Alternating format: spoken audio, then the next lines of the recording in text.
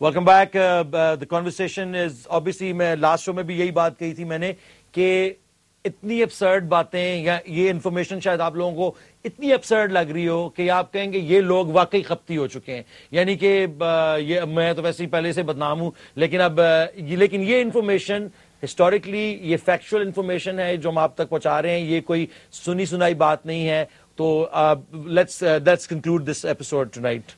دیکھو اری تو ہم اس جگہ پہنچے ہیں کہ جب پوری دنیا میں انوائرمنٹ یہ بلڈ ہو چکی ہے کہ ویسٹرن زائنسٹ اکنامک اور پولیٹیکل ملٹری اکنامک پاور پوری طرح کنٹرول کر رہی ہے دنیا کو, چاہے وہ کیپٹلسٹ بلاک میں کرے یا کمیونسٹ. اس وقت کمیونسٹ نہیں تھا, اس وقت تو زار تھا, کریٹ کیا گیا. زار کو مارنے والے بھی یہ لوگ تھے. ایگزیکٹلی رشین زارس کی حکومت تھی, وہاں پہ وہ بادشاہت تھی اور ان کی رشتہ داریاں تھیں یورپ کے اندر بھی, اور پورا مونارکی ہر طرف قائم تھی. یہ میرے خیال سے آخری مونارکی رہ گئی تھی جنہوں نے ڈسٹروائے نہیں کی جو جس کو لیکن 2 دفعہ ٹرائی کر چکے تھے. تو 1906 میں, اب ہم انڈیا واپس آتے ہیں, 1906 میں پہلی دفعہ تھوڑا سا مسلم پولیٹیکل تھاٹ پروسیس ریوائیو ہوتا ہے اور مسلم لیگ نام کی ایک جماعت بنتی ہے کہ جو آئندہ آگے آنے والے دور میں مسلمانوں کا وہ پلیٹ فارم بنتی ہے جس کی بنیاد پر پاکستان اور قائد اعظم جس پرومیننٹ ہوتے ہیں, قائد اعظم اس کی قیادت سنبھالتے ہیں اور پاکستان بنتا ہے. مگر قائد اعظم اسی دور میں آپ دیکھیے گا کہ almost this was the period جب علامہ اقبال پیدا ہوتے ہیں, ان کے آگے پیچھے قائد اعظم کی پیدائش بھی ہوتی ہے.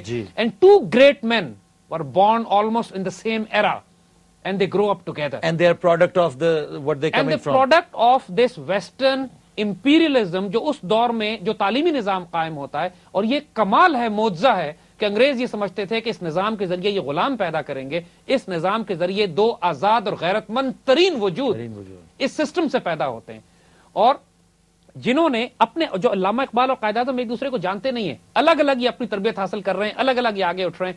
قائد اعظم بھی اپنی تعلیم حاصل کرنے کے لیے انگلینڈ جاتے ہیں, علامہ اقبال بھی اپنی تعلیم حاصل کرنے کے لیے 1906 میں انگلینڈ جاتے ہیں. اور اس وقت تک علامہ اقبال میں نوجوان ہونے کی حیثیت سے 25-26 سال ان کی عمر تھی, لیکن اتنا بیج پیدا ہو, اتنی اویئرنیس تھی کہ جب یہ کیمبرج آکسفورڈ پہنچتے ہیں تو وہاں پر ایک اسلامک سوسائٹی بنی ہوئی ہوتی ہے جو انڈین مسلمانوں نے یا دوسرے مسلمانوں نے بنائی ہوتی ہے. یہ فوراً جاتا ہی اس سوسائٹی کا نام تبدیل کر کے پین اسلامک سوسائٹی کر دیتے ہیں. Pan Islamic society. This is a massive change. اگر آپ اس کو نوٹ کریں تو کہ اقبال میں یہ کانسیپٹ کہ ہم صرف مسلمانوں کی بات نہیں کر رہے ہیں, ایک جگہ کے خطے کے مسلمانوں کی بات نہیں کر رہے ہیں, ہم پوری امت کی بات کر رہے ہیں. Islamic society was change to pan Islamic society. So یہ بات کہ ایک نوجوان اقبال کے اندر وہ بیج موجود تھا جو آگے ایک ریولوشنری کا تھا, جو